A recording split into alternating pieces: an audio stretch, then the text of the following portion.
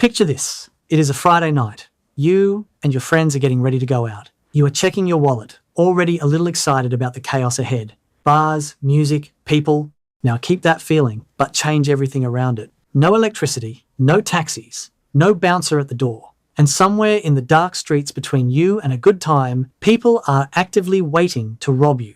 Welcome to a night out in ancient Rome. Not the Rome of senators and marble speeches. The Rome of ordinary people. The butcher who just finished his shift. The carpenter with sawdust still on his hands. The guy who owes 3 people money and is hoping tonight fixes that. This is what their night actually looked like. And it is wilder than anything you have seen in a history book. Before the night even starts, you have to survive the day first. Romans worked brutal hours. Most tradespeople, labourers and merchants started before sunrise. The markets opened at dawn and the noise of the city kicked in immediately.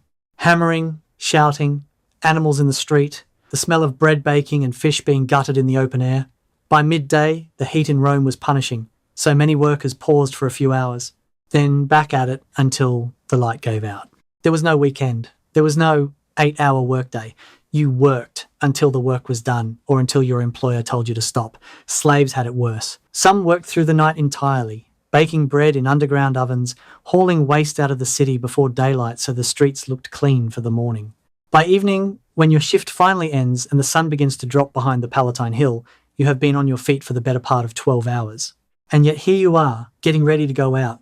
Because what else are you going to do? Go home to a 6-story apartment block with no windows, no furniture worth mentioning, and neighbours screaming through the walls? The night is the only time the city actually belongs to you. Your friends knock, you are going out. But before you leave, you do something that has no modern equivalent. You reach for your knife and slide it into your belt. Here is the thing about that knife. Carrying a weapon in Rome was technically illegal for ordinary citizens. The law existed. It was written down. In practice, enforcing it meant almost nothing, because the alternative, walking through Rome at night unarmed, was far more dangerous than the fine you might never pay. So everyone carried something. A short blade tucked into a belt, a club, a length of rope weighted at one end. You were not supposed to have it. You had it anyway. Because in a city with no police and no light, the law could not protect you, but a knife might. The walk to the Popinae takes you through streets that look nothing like what anyone pictures when they think of Rome. The insulae tower over you on both sides. These are the apartment blocks that most Romans actually lived in. 6, 7, 8 stories of crammed timber and concrete, stacked so high they blocked out the sky. The ground floors were workshops and shops. Above that, families. Above that, more families. Each floor a little poorer, with less light and no running water, and a bucket they emptied out the window when it got full. You walk close to the centre of the road, not close to the buildings. Up ahead, your friends are gathered outside the Popinae. You can hear it before you can see it. The Popinae was not a restaurant. Think of it as the Roman equivalent of a dive bar, a gambling den, and a street food stall, all crammed into one building with no boundaries and no rules anyone actually enforced. The setup was a stone counter facing the street, carved out with circular holes where ceramic pots sat filled with hot food, chickpea stew, lentils, cheap cuts of meat that had been simmering since morning. You stood at the counter or squeezed onto a bench inside and you ate with your hands out of clay cups that had been used by 100 people that week. The upper class despised these places. Senators wrote about the Popinae like they were a plague on the city.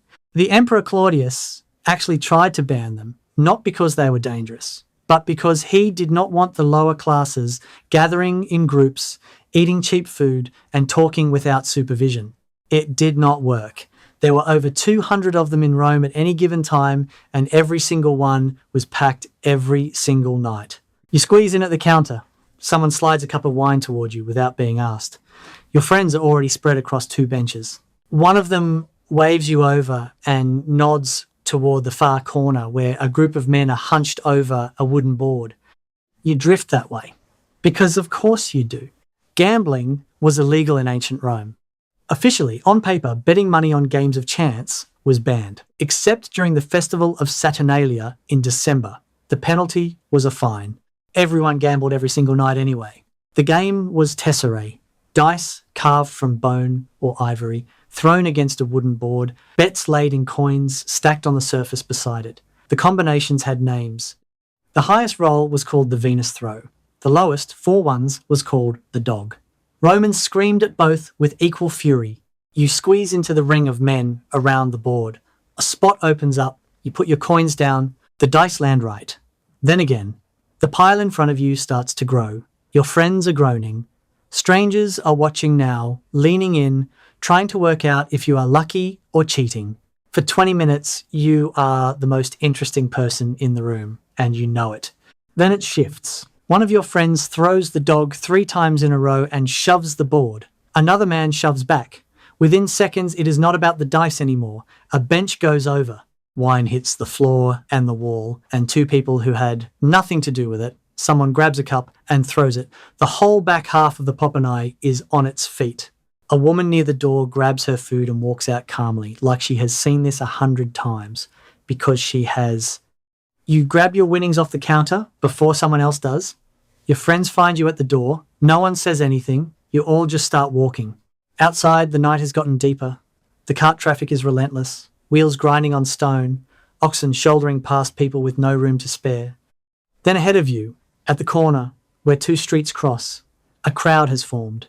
You hear the laughter before you see what is causing it. A mime is performing in the street. Not a silent performer doing invisible walls. Roman street mimes were loud, chaotic, and genuinely dangerous to powerful people. This one is doing Julius Caesar.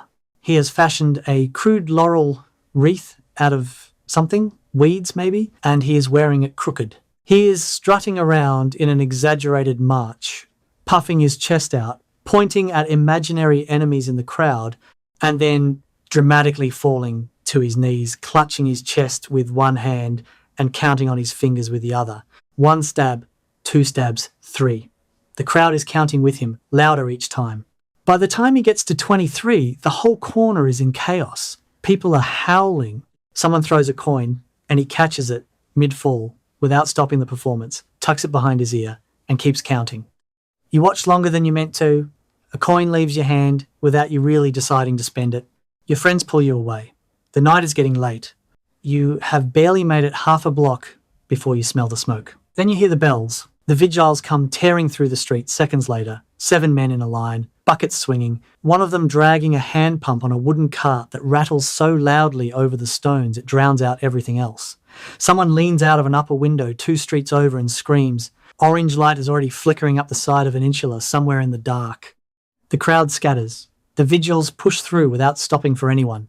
Rome burned constantly. The insulae were tinder boxes, timber frames, cheap oil lamps, cooking fires on every floor. When one caught, it took the whole block. The vigils existed for exactly this. Firefighting, not law enforcement, not crime. The smoke drifts overhead and the crowd reforms around the gap they left, already talking about something else, which means you are on your own. Your friends peel off one by one at their corners. The last one disappears down a side street and you are alone. The alley that cuts back to your insula is the fastest route home. You have walked it 100 times in daylight. Nighttime is different. Rome had a gang that worked this exact neighbourhood after dark.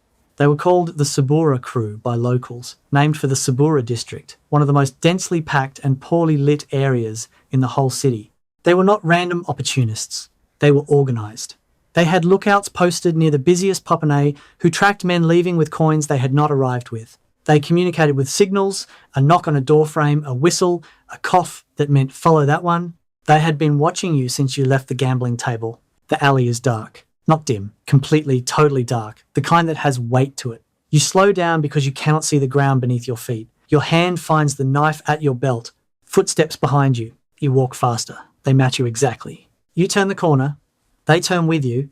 Then the blade comes from the side, not theirs, yours, but it is already too late.